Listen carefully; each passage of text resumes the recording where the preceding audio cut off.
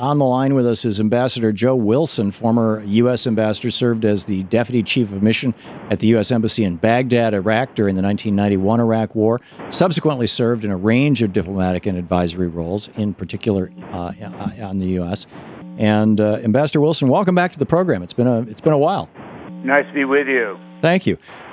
Dick Cheney over the weekend basically, I think, dropped another lie on us. Here's a little clip from Cheney on Fox News. I'd like to get your thoughts on it. President, you say that President Obama never put a serious nuclear option on the table, but you and President Bush, the Bush-Cheney administration, dealt with Iran for 8 years, and I think it's fair to say that there was never any real serious military threat.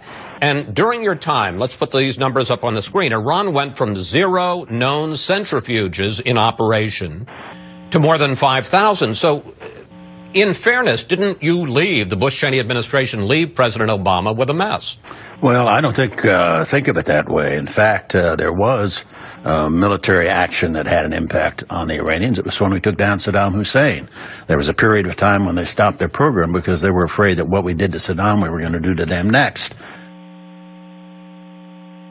And then what's his name comes back, Chris Wallace comes back and says, no, you, and Cheney denies the 5,000 centrifuges, and Wallace says, no, they're there. Your thoughts, sir? Well, I'm really left a little bit gobsmacked. The actual fact of the matter is, during the Bush administration, we destroyed 2 enemies on Iran's borders, the Taliban in Afghanistan and Saddam Hussein in Iraq. We strengthened our position immeasurably. We basically made at least the eastern part of Iraq, the Shia part of Iraq, a fiefdom of the Iranians. The Iranians are now in there as far west as Ramadi and where the front lines are fighting with ISIS. Shia militia are also taking that fight to the Sunni heartland. So it is really difficult to see how we somehow threatened or made life more difficult for the Iranians. So it really is, I think what Mr. Cheney's doing, and I'm reading his book now, I don't know why, but he's really projecting. He's trying to project onto others the screw-ups that he was responsible for when they were in office. Projecting or blame shifting. I had Lawrence Wilkerson, Colin Powell's aide, Colonel Lawrence Wilkerson, on my program last week. And I asked him about his thoughts on Mr. Cheney, and he said, Dick Cheney is a war criminal who deserves to be in prison. If we're going to hear from him, we should be hearing from him through bars. And what surprised me, frankly, about Wilkerson's response was the ferocity with which he delivered it. I've talked to this man many, many times, and he's usually very calm and collected, but he seemed like right on the edge of losing it. Your thoughts on the war crimes of the Bush administration? Well, I absolutely agree. In fact, I think if we were still a nation of laws, that the Obama administration would have prosecuted them here domestically. And by not doing so, you gave Mr. Cheney an opportunity to write yet another polemic, which is coming out now. And it is dedicated to the men and women in uniform. Many of whom he sent off to their deaths and to their injuries for no good reason.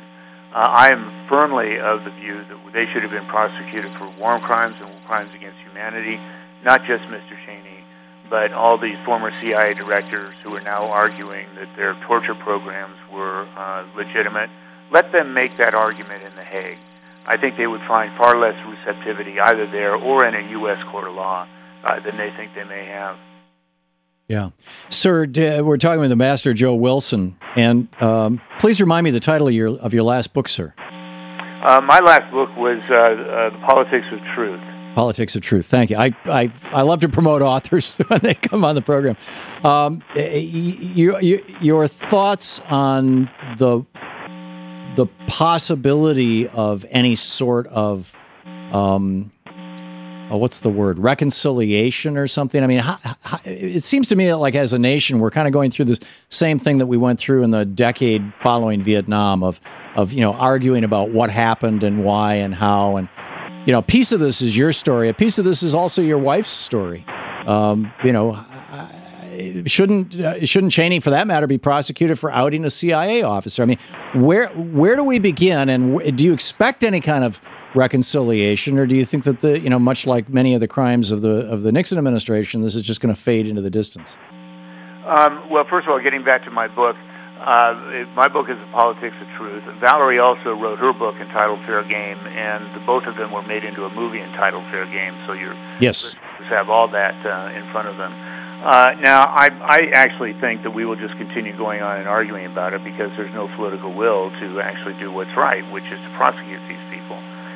If we were not in a position of relative strength relative to the rest of the world, you could be sure that the Spanish prosecutors and the French prosecutors who prosecute war crimes for a living would be much more aggressive in going after the Rumsfelds and the Cheneys and the Feiss and the Wolfowitzes of the world, as well they should.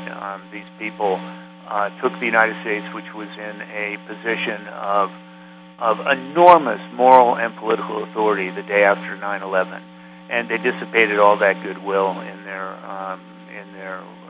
attacks on Saddam and on Iraq and the overthrow and the mess that they've left in the Middle East.